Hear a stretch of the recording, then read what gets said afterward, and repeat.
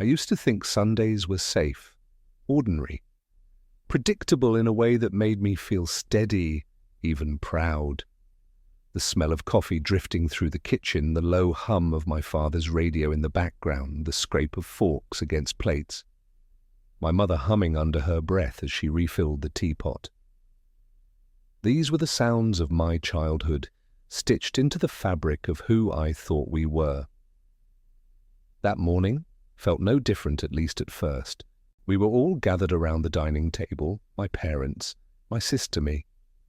The sun fell across the table in long, warm strips. We were laughing about something small, some inside joke we'd told too many times to count. I remember leaning back in my chair, feeling the comfort of it all the way. A man leans into a memory he doesn't realize is about to end. Across from me, my sister sat unusually quiet. She stirred her tea, slowly tracing the spoon against the porcelain in little circles. I noticed, but I didn't think much of it. She had always been the quieter one between us, thoughtful where I was loud, watchful where I was careless. I gave her a small smile and she returned it, but it didn't quite reach her eyes. I should have seen it then, the weight she was carrying. But I didn't. I was in the middle of telling a story, something about work, some joke about my boss when she cleared her throat. The sound was soft, almost hesitant, but it silenced the room. My father looked up from his plate, my mother's humming stopped mid-note. And then my sister spoke. Just one sentence. One short, carefully chosen sentence that landed with the force of a stone through glass. I can't even tell you how she said it, whether her tone was soft or firm, because all I remember is the way the air changed, the way my stomach dropped, the way my own name suddenly felt foreign in my ears. The room went still. My father's fork hung frozen in mid-air, my mother's face drained of colour. And everyone turned to look at me. I opened my mouth, ready to laugh it off, to make some careless joke the way I always did. But the words caught in my throat. My smile faltered. My pulse pounded so loudly in my ears that I couldn't hear anything else. What she had said, it wasn't just information, it was revelation. It was a shift in the ground beneath us, and though I didn't yet understand the full scope of it, I knew in that instant nothing would ever be the same. I tried to steady my voice. I asked her what she meant, but the words sounded weak, fragile, like a boy asking for reassurance instead of a man asking for clarity. She looked at me not unkindly, but with a steadiness that hurt worse than cruelty. As if she had been preparing for this moment, rehearsing it in her mind, waiting for the exact time to let it out. My father cleared his throat, an old nervous habit, but he said nothing. My mother placed her hand on the table as though reaching for something solid, but she didn't speak either. The silence pressed against me. It pressed so hard I thought my chest might cave in. I wanted to run, to stand up and walk out, to get in my car and drive until none of it could touch me. But my body refused. I sat there staring at her, at the sister I thought I knew, the sister who had just pulled the rug out from under my life. In her eyes I saw no malice, no triumph, only the heavy calm of someone who had carried a burden too long and had finally, reluctantly, set it down. And in that moment I hated her for it, even as a small part of me understood. Someone muttered something, maybe my father, maybe my mother, about eating, before the food got cold, a half-hearted attempt to stitch the moment shut. But it was useless. The tear was already there, wide and permanent. I excused myself. My voice cracked when I said it, but no one stopped me. I pushed my chair back, its legs scraping loudly against the floor, and walked out of the dining room. In the hallway I paused. I could hear the clinking of dishes behind me, the hushed whispers beginning to stir. I turned back once, just for a second. She was still watching me. Her face wasn't hard, but it wasn't soft either. It was resolute. I wanted to ask her why. Why now? Why here? Why like this? But the words never left my lips because deep down I already knew the answer. She hadn't chosen this moment to break me. She had chosen it to break the silence. And as I stepped outside into the sharp bite of the morning air, I realized something I couldn't unrealize. The family I thought I belonged to, the story I thought I was living, had just been rewritten. The door clicked shut behind me. And with it, so did the chapter of my life I had always taken for granted. When I left the house that morning, I thought I just needed air. A drive, a distraction. Maybe an hour alone before I came back and pretended everything was fine. But that's not how it went. I didn't go back. Not that day, not the next. Instead, I drove aimlessly. Through neighborhoods I hadn't seen in years, down streets that felt familiar but distant. My hands gripped the wheel knuckles white, as if holding on to control of the car meant holding on to control of my life. But inside, everything felt like it was slipping. That night I sat in my apartment, lights off, staring at the glow of my phone screen. Messages kept coming in. My mom, are you okay? My dad, we should talk? My sister. No words, just a missed call. Then another and another. I couldn't answer. I didn't know what to say. How do you respond when the truth feels like it has burned a hole straight through your chest? So I let the phone ring. I let the messages pile up. I placed the phone face down on the table, like covering it could somehow cover the silence between us. The next morning I tried to work, sat at my desk, opened my laptop, stared at emails until the words blurred. I typed replies, short and stiff, then deleted them. My co-workers' voices sounded far away, like echoes in a tunnel. One of them asked me if I was all right. I forced a smile, said I was fine, the universal lie we tell when we're breaking. By evening I found myself pacing the apartment, back and forth, back and forth. Every corner felt too small, every wall too close. The air itself seemed heavy, pressing against me. On the third day, I caved. I answered her call. The moment I heard her voice, my chest tightened. She said my name like a question, soft, tentative. I sat down because I wasn't sure my legs would hold me. Why there? I asked. My voice cracked. Why in front of everyone there was silence long enough that I thought she'd hung up. Then she answered, because if I told you alone, you would carry it alone. And if I told no one, I would carry it forever. Neither of those was fair. Her words stung. Not because they were cruel, but because they were true. I wanted to yell, to accuse her of humiliating me, of stripping me bare in front of the people I loved. And I did. My voice rose, sharp, angry. Do you have any idea what you did to me? How you made me look? She didn't argue. She didn't defend herself. She just whispered, I know, and I'm sorry. But it wasn't about how you looked. It was about finally being honest. There was a pause, a long one. I could hear her breathing, uneven, shaky. For a moment I imagined her sitting in her room phone, clutched tight, tears on her cheeks. And that image made my anger stumble. I closed my eyes. You could have chosen a different, I could have, she admitted. But I didn't. And now, here we are. We both went silent. The kind of silence that feels louder than shouting. Finally I said, I can't do this right now. I understand, she replied. No anger, no push, just resignation. The line went dead a second later, and I sat there, phone still in my hand, staring into nothing. That night I lay awake again, staring at the ceiling. Every sound in the apartment felt amplified, the hum of the fridge, the tick of the clock, even the faint buzz of a streetlight outside. My body was exhausted, but my mind ran circles. I thought about her words, about fairness, about honesty. I hated that they made sense. I hated even more that part of me agreed. In the family group chat, messages kept appearing. My mum asking if I'd eaten, my dad sharing a photo of the yard he'd mowed, my aunt sending a string of praying hand emojis. None of it meant anything. None of it touched the real wound. And yet, I couldn't bring myself to reply. Because replying meant re-entering the circle, facing their eyes, their whispers, their questions. So I stayed silent.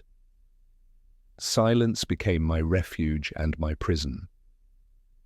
Days blurred, work piled up. I walked through life on autopilot, pretending I was functional, but inside I was unraveling. I thought distance would protect me, that if I pulled away far enough, the truth couldn't follow. But every mile I tried to put between myself and my family only made me more aware of the gap. It was a strange kind of separation, not just from them, but from myself. From the man I thought I was. From the brother I thought I had been. And in that hollow space, doubt grew louder. Doubt about my past, my choices, my worth. I told myself I needed time, but time, I learned, doesn't heal when you use it to hide. It only deepens the fracture. By the end of that week, I wasn't just separated from my family, I was separated from myself. And I had no idea how, or if, I would ever find the way back. At first, I told myself it was temporary. A rough week, a stumble I could patch up with a few early mornings and late nights. But temporary became routine, and routine became a slow collapse I couldn't stop. The first missed deadline was small, an email I forgot to send. I brushed it off, promised myself I'd make it up tomorrow. The second was harder to ignore. A report left unfinished, my boss standing at my desk longer than usual, waiting for an explanation I didn't have. By the third, there was no hiding it. He closed the office door, leaned against the desk, and spoke to me in that low, measured tone bosses use when they're deciding if you're still worth the effort. I nodded, said I understood, promised to improve. But the truth was I wasn't even there. My body sat in that chair, but my mind was still trapped at the dining table, replaying my sister's voice, her words, the silence that followed. Nights were worse. I lay in bed, staring at the ceiling, every creak of the apartment amplified. Memories circled me like restless ghosts. I found myself combing through years I hadn't thought about in ages, searching for cracks, for signs I had missed, and I found them. The summer we spent at the lake, I was 7, she was 10. I had slipped on the dock, nearly fallen into the water. She grabbed my wrist and pulled me back stronger than I thought she could be. "Don't worry," she whispered, "I've got you." I believed her. I always believed her. But lying there decades later, I wondered, had she been holding me steady, or had she been holding something back? Another memory? A birthday? Maybe my 18th? We had all gathered in the backyard. My uncle made one of his crude jokes, the kind that made everyone laugh too loudly. I remembered looking at my sister. She didn't laugh. She looked at me instead, eyes heavy with something I couldn't name back then. I brushed it off, shoved another piece of cake into my mouth. But now that look replayed in my mind, sharp and unignorable. How many times had she tried to tell me without saying it? How many times had I been too blind to notice? The downfall wasn't just about work or sleep or even the growing distance from my parents. It was the collapse of the story I had built my life on, the story of who I thought we were. The family group chat became a battlefield I refused to enter. One cousin posted a vague sentence, "Some truths hurt because they matter." No tags, no names, but everyone knew. An aunt replied with hearts as if emojis could mend fractures. My father sent a picture of the yard he'd mowed, neat rows of grass like order could stand in for peace. I typed and deleted a dozen messages. Long explanations, bitter comebacks, desperate pleas. But in the end I said nothing, because I didn't trust myself. The version of me who wanted to defend, to argue, to win, that wasn't the man I wanted to be. I wanted to be the man who could heal, but I didn't know how. One night I opened the closet and pulled down the old photo boxes. I don't even know what I was looking for, proof maybe, or comfort. But photos don't give you either. They give you frozen smiles, cropped truths, moments that hide more than they show. I found one that stopped me cold. A Christmas photo. I was maybe 12, she 15. We were standing side by side, arms linked. I remembered that night how she had hugged me, longer than usual, whispered, "Stay you in my ear." At the time it sounded sweet. Now it felt like a warning. The weight of it all pressed down on me, the sleepless nights, the missed work, the memories twisting into new shapes. I felt hollowed out, like my own life was a story someone else had written and I had just discovered the ending. I sat on the floor of my apartment, surrounded by scattered photos, and whispered into the empty room, "Who am I if I don't even know the truth about us?" No one answered. That was the worst part. Not the silence of my family, not the whispers I imagined behind my back. The worst part was the silence inside me, the loss of certainty, the loss of the ground beneath my feet. The downfall wasn't a crash, it was a slow erosion. Piece by piece, the man I thought I was crumbled away, and in the ruins I was left with a question I couldn't escape: if everything I believed was built on something false. How do I start again? The night he walked into my room, I was sitting in the dark. The TV was on some rerun playing in the background, but the sound was muted. The only light came from the street lamp outside, cutting a pale stripe across the floor. I hadn't eaten, I hadn't moved in hours. I heard the soft patter of footsteps, then the squeak of the door as it opened. My son stepped inside, clutching his little toy car, the red one with the chipped paint. His hair was messy from sleep, his pajamas bunched at the ankles. "Dad," his voice was small, uncertain. I forced a smile, though I knew he couldn't see it in the dark. "Yeah, buddy," he hesitated, then climbed onto the bed beside me. He sat cross-legged car, in his lap, eyes searching mine. And then he asked the question I didn't see coming. "Are we still a family?" The words hit harder than anything my sister had said. They weren't heavy, not complicated. They were simple, but they cut straight through the fog I had been drowning in. I swallowed hard. My first instinct was to deflect, to give some vague reassurance, the kind adults use when they don't know the answer themselves. But looking at him at those wide, expectant eyes, I realized I couldn't. Not to him. I pulled him closer, wrapped my arm around his small shoulders. His body was warm, steady, real. I kissed the top of his head, and for the first time in days I felt grounded. "Yes," I whispered. "We're still a family. Always." He leaned into me, satisfied, and began to roll the toy car across the blanket. To him, the question was answered. To me, it had only just begun, because saying the words out loud forced me to confront something I'd been avoiding. If I wanted that answer to stay true, I couldn't keep running. I couldn't keep hiding behind silence and distance. Families don't survive on avoidance. They survive on truth. We lay there in silence for a while. His breathing slowed, steadying into the rhythm of sleep. I watched his chest rise and fall, the innocence in his face. He trusted me completely, and that trust was a weight I could no longer afford to carry carelessly. When he drifted off, I stayed awake, staring at the ceiling. My mind replayed his words. "Are we still a family?" The truth was, I didn't know. Not in the way I used to. But I knew this. If I wanted my son to grow up believing in the strength of family, I had to show him what that meant. Not with empty words, but with action. I thought about my sister, about the courage it must have taken for her to speak, even knowing how much it would hurt me. Maybe she hadn't done it perfectly.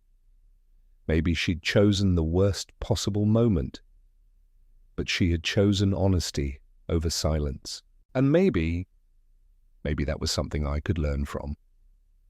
I whispered into the dark, not sure if I was talking to myself, to him, or to the memory of who we used to be. We can't keep living in the same house if we're pretending its walls aren't cracked. The next morning I sent her a message, just 4 words. "Can we meet, please?" She replied quickly, almost too quickly. "Yes." "Tell me when." For the first time since that Sunday, I felt a shift inside me. Not relief, not forgiveness, but resolve. I looked at my son, still sleeping, his toy car clutched in his hand, and I knew this wasn't just about me anymore. It was about him, about the kind of legacy I wanted to leave, about the kind of family I wanted him to believe in. That question, so simple, so innocent, became my turning point. Because when a child asks if you're still a family, you find a way to make sure the answer is yes. I didn't sleep the night before. I lay awake listening to the city outside, the hum of traffic, the occasional bark of a dog, the wind rattling the window frame.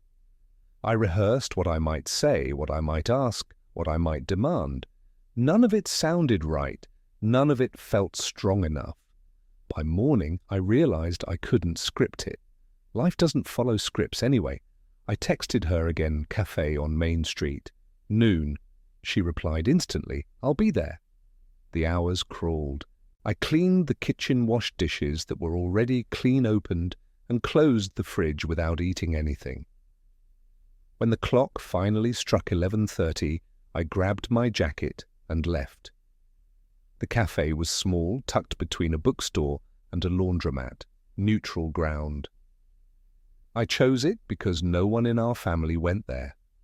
It felt safer somehow, a place unsoaked by memories. I got there early, ordered a coffee I didn't want, sat by the window where I could see the street. My hands tapped against the table, restless. Every time the door opened, my heart jumped. When she walked in, I knew right away, not because of her clothes, not because of her walk, but because I could feel the weight she carried. It mirrored mine. She saw me, offered a small, tentative smile, and made her way to the table. We sat. For a moment, neither of us spoke. Just the clink of cups, the low hum of strangers' conversations, the hiss of the espresso machine. Finally, I said, "Thanks for coming." "Thanks for asking," she replied softly. Silence again. I reached for my coffee, took a sip, too hot, and winced. It broke the tension just enough to make her chuckle. It was a small sound, but it reminded me of something. How many times we'd laughed like that growing up. How easy it used to be. I set the cup down. "I'm not here to fight," I said. "I'm not here to win an argument. I need to understand." Her eyes shimmered, but she nodded. "I'm not here to defend myself. I'm here because I can't keep holding it alone." We both breathed out as if we'd been holding our breath for weeks. I opened the notebook I'd brought, though I wasn't sure why. Blank pages stared back at me. I started writing down the things I remembered I said. Moments that feel different now.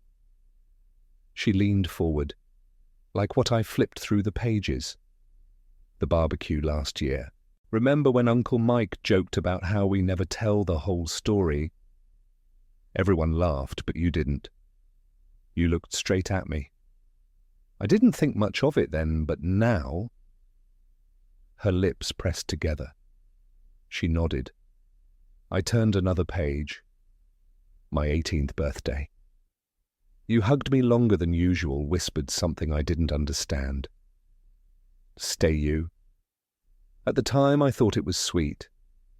Now it feels like a warning. Tears slid down her cheek. It was she whispered. I looked at her. "Why didn't you tell me? Why keep me in the dark for so long?" Her voice cracked. "Because I was afraid. Afraid that if I told you, you'd hate me. afraid that I'd ruin the only version of us that felt safe. And for years I convinced myself that silence was protection, protection for who I asked. Her eyes locked on mine, for both of us, but mostly for me. The honesty in her voice cut deeper than any argument. I leaned back, rubbed my temples. Do you know what it did to me? That moment at the table? It didn't just hurt. It broke something. I can't sleep. I can't work. I can't look at myself without wondering if everything I believed about us was a lie. She reached across the table, her hand trembling. It wasn't all a lie. The love was real. The memories were real. But yes, there were things you didn't know, and carrying that truth alone, it was killing me. For a moment I couldn't speak. The cafe noise faded. All I could hear was her. All I could feel was the weight of what she had said. Finally I whispered, "Then tell me. Don't hold back this time. Whatever it is, however much it hurts. Tell me everything." Her hand stayed on the table waiting. I placed mine on top of it. The contact felt strange at first, unfamiliar after so much distance, but slowly it steadied me. "I will," she said, "but you have to promise me something." "What?" "That you won't walk away before I finish. That you'll let me say it all, even if it's messy, even if it makes you angry." I swallowed hard. "I promise." She nodded, took a deep breath, and began. At first her words were halting, broken. She circled the truth like it was a fire she was afraid to touch, but gradually the dam cracked. Her sentences grew clearer, sharper, full of pain and release. I sat there, listening, every word striking me like a hammer, and yet lifting something from my chest at the same time. The coffee grew cold. The people around us came and went. Hours slipped by, and still we stayed. Two siblings finally stripping the silence away, finally daring to face the raw truth between us. When she paused, when her tears ran out, and her voice was hoarse, I whispered the only thing I could. "All right, we'll fix it. Slowly, but together." For the first time in a long time, her smile reached her eyes. And in that smile, I saw a glimpse of the sister I used to know. It wasn't forgiveness yet. It wasn't healing yet. But it was something. It was a start. We didn't leave the cafe right away. The room had gone through 2 rushes, new faces, fresh cups, and there we were, still holding the same table, like it was a dock on rough water. My sister sat with both hands around her mug, empty now, but she kept them there for warmth or courage or both. I could feel the ache in my shoulders, the tightness in my jaw, and under all of that, something looser than it had been in weeks. Not relief, not yet, but the ache that follows when a knot finally starts to give. "Keep going," I said, quieter than before, steadier. "You said you didn't want me to carry it alone, so let me carry it with you." She nodded, eyes on the table. I used to think the kind thing was to keep it tidy, to give everyone the simpler story, the kind without splinters. But simple doesn't mean kind, not when the truth is knocking. I thought of all the holidays she'd navigated with that calm face, the way she steered conversations away from the sore places, the way I had thanked her without knowing what it cost. "You were the one patching the boat," I said, while the rest of us pretended the leak wasn't there. She smiled at that, small and tired. "And you were the one bailing water without asking why the bucket never filled. The picture was too accurate." I let out a breath I didn't know I'd been holding. Outside, traffic murmured past. Somewhere a plate clinked, a grinder whined, then silence again, the kind that isn't empty, the kind that lets words land. "I was afraid of your eyes," she said, and when I looked up, she held my gaze. "Afraid that the second I told you, you'd stop looking at me like your sister and start looking at me like a thief who stole your certainty." "I did," I said, "because honesty is the only currency that buys anything here. For a minute, maybe longer. But it's changing, because certainty wasn't the thing I loved. You were. Her mouth trembled. She blinked hard and laughed once, that soft, disbelieving laugh people make when something heavy shifts an inch. You always were a good talker, she said, but this sounds like you mean it. I do, I said. But meaning it once doesn't fix it. I know that. I know trust is built in small, boring ways day after day, not in speeches. We both stared at the envelope the check came in, at the little pen someone had left behind. It was ridiculous the way an ordinary object can suddenly look like a tool for rebuilding. I slid it toward her. Write it, I said, not the whole story, just the first sentence you wish you'd said years ago. She hesitated, then picked up the pen. Her hand hovered, then moved. When she finished, she slid the envelope back. I didn't read it. Not yet. I wanted to, but I also wanted to hold the moment as it was fragile and honest, unperformed. Walk, I asked. We stepped outside into air that felt different, cooler, even though the sun was in the same place. We walked without touching shoulder to shoulder the way kids do when they've made up after a fight, but don't want to say it out loud. The tree across from the cafe threw a slant of shade across the sidewalk. She pointed at it. Sycamore, she said. Sycamore, I repeated, and felt foolish for liking the way the words sat in my mouth. Maybe names help. Maybe naming is the first kind of healing we learn. We passed the bookstore, the laundromat, a barber sweeping hair into a neat line. Ordinary life kept happening, a comfort I hadn't trusted lately. I shoved my hands into my pockets and spoke into the space between us. What do we tell them, I asked. Not the world, just our people. The truth, she said. Small pieces at a time, no performances, no taking turns to be the hero or the villain. Just what is. I nodded, and the nod felt like a promise. And when they ask why we waited, I said we tell them we didn't know how to tell it and stay. But we learned. We took the long block then, the longer one after that. She told me the parts she hadn't said yet, the parts that weren't new facts so much as new angles. How the silence had started as protection, then calcified into habit, then grew barbs. How the fear came in waves, not of me exactly, but of the rewrite of the way it would change the light on everything behind us. I kept thinking, she said if I spoke I would be the one who broke the good. But the good was already cracked. I was done pretending the cracks were decoration. I thought about the photo boxes, the birthday whispers, the dock on the lake, about the way the brain edits to survive, then edits again to heal. You didn't break the good, I said. You admitted it wasn't whole. We turned back toward the cafe and stopped at the corner, neither of us in a hurry to say goodbye. I took the envelope from my pocket and finally looked at it. 5 words, cramped and careful. I should have told you. They weren't grand. They weren't enough to fill the years we had both lost to the wrong story. But they were true, and they were pointed in the direction we had to go. I folded the envelope in half then again and tucked it away like a compass. Okay, I said. Here's what I can give you today. I can't promise I won't be angry sometimes, even after this. I can't promise I won't wake up at 3 a.m. and feel it all over again. But I can promise I won't turn that anger into punishment. I won't make you earn a place you already have. I'll bring it to you, and we'll set it on the table, and we'll look at it together until it's smaller. She was crying again, but softer now, as if the tears had somewhere to go. And I can promise, she said, I won't keep the hard parts to myself anymore. No more protecting you from the truth like you're a child. No more protecting myself from your eyes.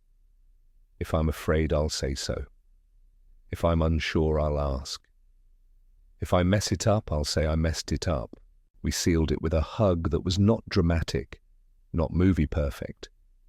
It was awkward, honest, the kind of hug you have to grow into. I felt her shoulder bones under my hands. I felt my own breath match hers for 1, 2, 3 counts. Then we let go. Tonight, I asked. Just us and them, not everyone, not yet. Tonight, she said, I'll bring dessert. Mum always listens better when there's something sweet on the table. We both laughed at that because it was true, because it was ordinary, because it reminded us that healing isn't a brand new language, it's speaking the old one without lying. Back home, I stood at the sink, ran water over a single plate, watched the soap slide and clear.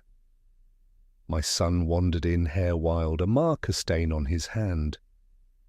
Hey, he said casual, like the night he asked wasn't a fault line in our lives. Can I have a snack? Yeah, I said, opening a cupboard, handing him crackers, handing him a smile, I meant. And, hey, tonight we're going to Grandma and Grandpa's. Your aunt will be there. We're going to talk, grown-up stuff. But good. He nodded, like I'd told him the weather. Okay. He popped a cracker in his mouth and ran down the hall, leaving a little trail of crumbs, proof that life keeps moving even when your heart is catching up. I wiped the counter and looked at my face in the dark glass of the microwave door. I didn't look like a different man, but I didn't look like a stranger either. Somewhere behind the eyes, the panic had thinned. In its place was a steadier thing, not sturdy yet, but trying. I texted my parents, simple and direct. Dinner at your place, just us. 6. We need to talk. 3 dots appeared, then vanished, then appeared again. My mother wrote, always, will be ready. My father added a thumbs up, because that is my father. I set my phone down and leaned on the counter, hands flat, thinking about what I would say, what I wouldn't. No speeches, no defense. Just the truth, placed carefully between the plates. I pictured the envelope in my pocket, the 5 words, the way my sister had written them, like a vow. I pictured the 5 words I could add, the ones I had to mean. I will listen with you. It wasn't eloquent. It was a practice. And that, I realized, is what healing really is. Not a single moment where everything clicks back into place, but 100 small choices stacked a staircase you climb together. The clock on the stove ticked toward evening. I breathed in, breathed out, and felt the house answer back, less like a cave, more like a room, with a door that opened. We were not fixed, we were not finished. But we were facing the same direction at last, and walking, and every step, even the messy ones, even the ones that hurt, sounded like a rhythm I recognized, the sound of a family learning how to tell the truth and stay. We kept it small, like we promised, just my parents, my sister, me, and my son, because he is part of every truth I mean to live. The house smelled like my childhood onions softening in a pan, something sweet cooling on the counter. My sister had brought dessert, of course. She always remembered the soft things that help the hard things land. We didn't rush the talk. We set the table, we folded napkins, we moved in the same quiet rhythm we'd always known. Familiar motions, new intent. My father tried a joke. It fell short. He tried again, softer, and we smiled because it was love wearing training wheels. My mother kept touching my arm as she passed a small chorus of, I'm here, I'm here. We ate a little more than I expected. The food steadied us. My son swung his feet under his chair, then asked for permission to watch a movie in the next room. I kissed his head and said yes, stay close. He padded away the sound of his socks against the floor, like a metronome setting our pace. When the plates were mostly empty, I stood. Not a speech, not this time, just a man with an envelope in his hand and a promise in his mouth. I put both on the table. I don't have an argument, I said, I have a practice. We're going to tell the truth and we're going to stay. No one moved, no one flinched. I opened the envelope, the one from the cafe. 5 words, cramped and careful, looked back at us. I should have told you.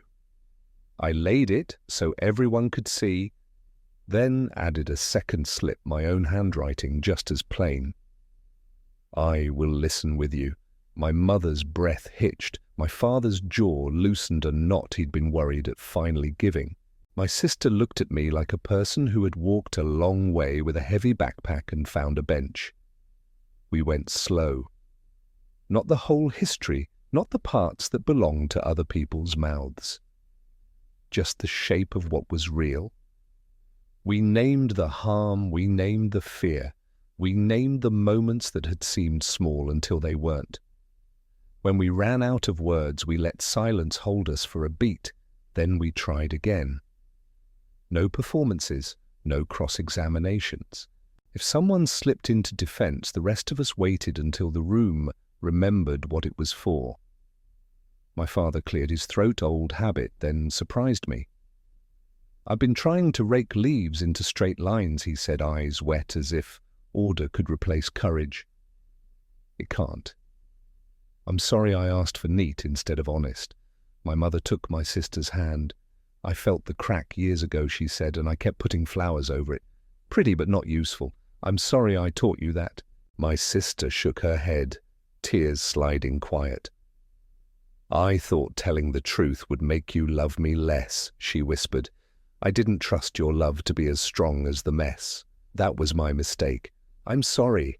I told them my part, the parts that were mine to own. I loved the story of us more than I loved us," I said, and I used that story like a shield. I'm sorry for the distance I turned into a wall. We inhaled together, exhaled together. A table can be an altar when you put the right things on it. Then I pulled a small notepad from my pocket and set a pen beside it. "If we want to keep this," I said, tapping the air above us, the unseen thing we were building, "we need a few promises, not rules. To police each other, promises to guide us back when we forget." My sister nodded. My parents nodded.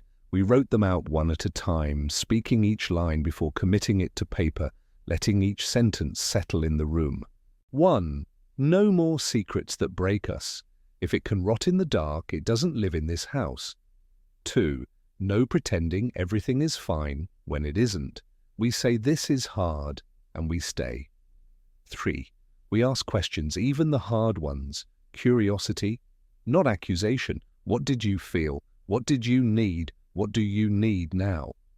4. We forgive faster, but we don't skip the truth. No shortcuts, no amnesia. We name it, then we let it go in time. 5. We choose each other every time. On quiet days, on loud days, on the days we get it wrong. We choose. My father stared at the list, then tapped the table with one finger, thoughtful. "One more," he said, voice steadying. "No weapons at the table." He looked at me. "Sarcasm is a weapon." He looked at my sister. "Silence can be one too." We added it not as number 6, but as a footnote under all of it, a small star that meant everything. We read the promises out loud, each of us taking a line. By the time we reached the end, we were not a different family, but we were not the old one either. We were the family learning new sentences. After dishes, I fetched a magnet from the drawer, the heart-shaped one we'd had since I was a kid, chipped at the corner, still strong. We put the promises on the fridge, crooked but secure. My father pressed the magnet into place like it was a cornerstone. My mother smoothed the paper and kissed her fingers, sill. My son wandered in movie credits rolling in the other room, face open, curious. He saw the paper first. "What's that?" he asked. "Family promises," I said. "Wanna hear them?" He nodded, solemn as a judge. I read them out loud, pausing after each one, letting him look from the page to our faces, connecting words to people. When I finished, he pointed at the last line. "That one," he said. "Choose each other. That one matters a lot," I said. He thought for a second, then reached up and patted the magnet with his small hand, as if sealing it with something only children know how to give. "Okay," he said. "Can I have another piece of tart?" We all laughed, not to avoid the moment till L-night came gentle. We moved to the porch. The four of us, my son, curled up between my parents on the swing, their hands making a little roof over him. The cicadas tuned up the street lamp cut a circle in the yard. My sister and I stood on the steps, not quite side by side, not quite apart. "Thank you," she said, "simple bear. For today," I said, "and for before, for the dock at the lake, for saying the sentence no one wanted to hear." She breathed out a small surrender. "For listening," she said, "and for not making me earn my place back." "You didn't lose it," I said. "We misplaced it for a while. Different thing." We fell quiet, watching my father's hand keep time on the swing arm, soft, steady.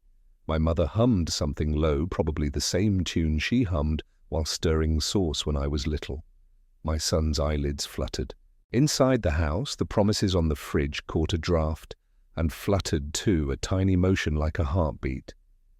I felt the shape of the future then, not clear, not mapped, but passable.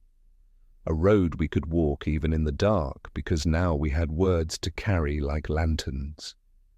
We would still step wrong, still bruise each other sometimes, still circle old habits by accident. But we had built a way back. We had agreed to use it. When it was time to go, I gathered plates, wiped crumbs, turned off lights. At the door, my father hugged me, longer than he does. My mother pressed a container of leftovers into my hands as if comfort can be stored in Tupperware, and maybe it can. My sister stood by the porch rail waiting. We didn't make a big moment of it. We hugged, quick and firm, the kind that says same side, same team. As we pulled apart, she slipped the cafe envelope into my pocket again. "Keep it," she said. "Just in case we forget." "We'll forget," I said, honest, as I know how to be. "Then we'll remember. That's our practice." On the walk to the car, my son looked up at me. That look he has when he wants truth without a lecture.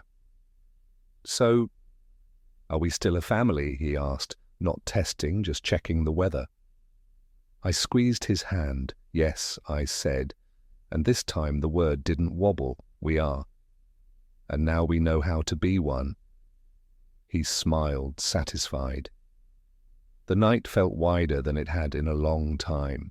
We drove home with the window's cracked air cool on our faces.